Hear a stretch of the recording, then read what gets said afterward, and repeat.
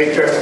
All I can say is we'll do whatever's best for the country and for the Republican Party. Would you take the job? Great people.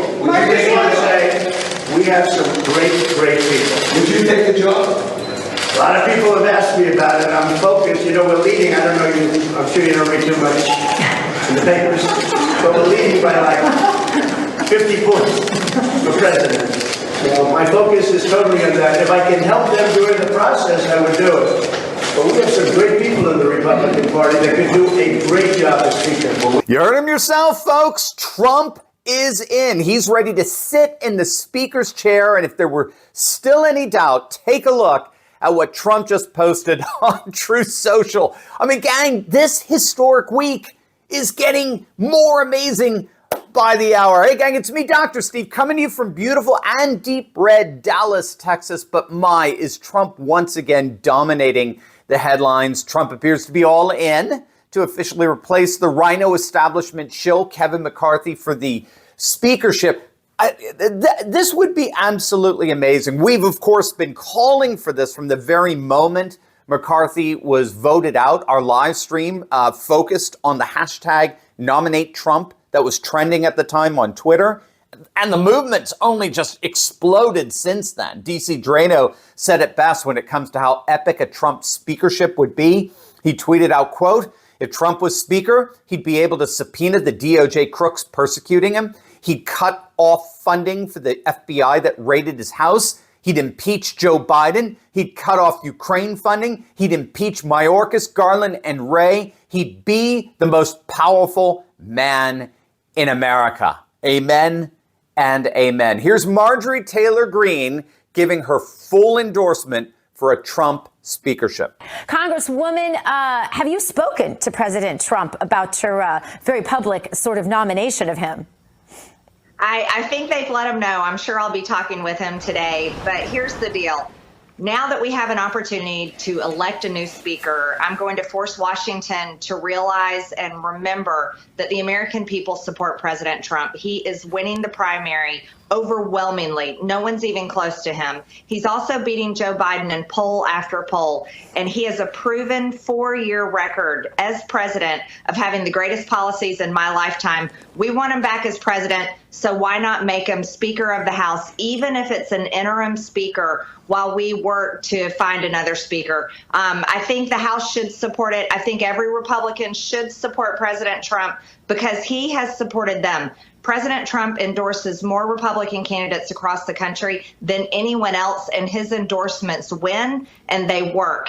So I'm going to force anyone that wants to run for speaker. The only way to earn my vote is to beat President Trump and match his policies. So what MTG just said there was frankly spot on. Trump is crushing it in the polls. He continues to stomp the competition in the GOP primaries. He's actually gained 5 points since the last GOP debate. It's just comical to watch. And in terms of his head-to-head with Biden, I mean, he's just running away with it. The latest Clarity poll, which is a Democrat poll, has Trump up by 4, 46 to 42. The latest Echelon, it's Trump up by 3, 46 to 43. And Echelon is yet the latest poll that shows that Trump actually gains a point if RFK Jr. is factored in. And look at this from Quinnipiac. Trump is beating Biden in Pennsylvania. He's up by 2. I mean, we've been seeing that for a while now in Pennsylvania. Trump has been nipping at Biden's heels the last few months, and now he's finally surpassing him. And it looks like he's just breaking away at this point. Now, again, this is why Democrats are so absolutely panicked, and it all contributes to just how epic a Trump speakership would be. And we've got a new way for you to show your support for all to see.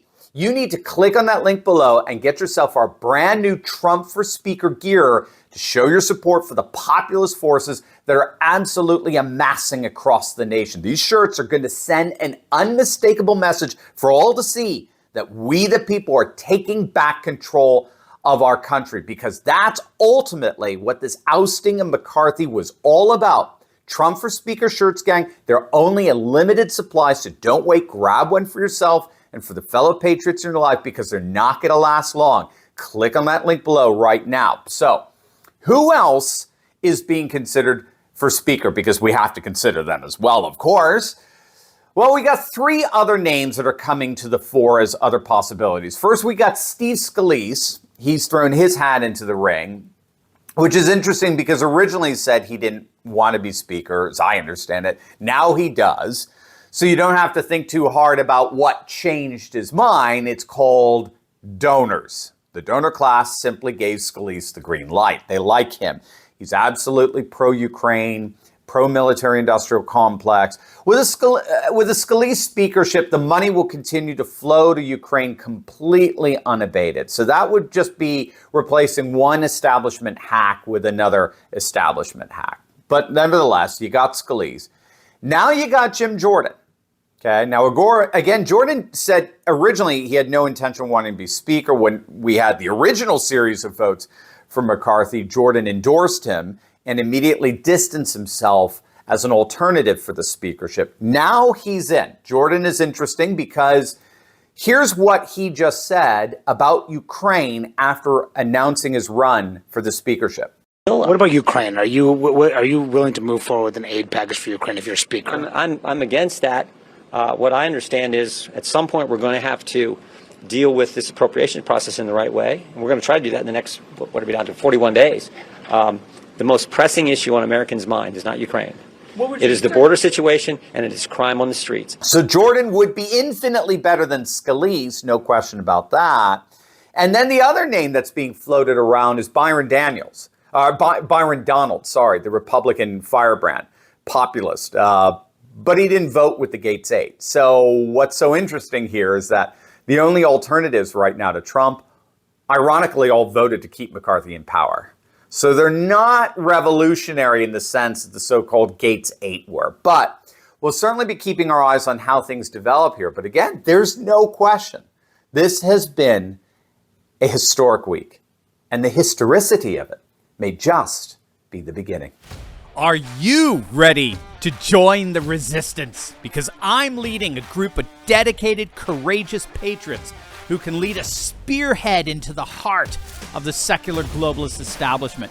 We punished Bud Light and Target, driven CNN and the legacy media to near bankruptcy, forced BlackRock to backtrack on ESG, and now we're seeing our conservative-dominated Supreme Court ending affirmative action and protecting religious liberty.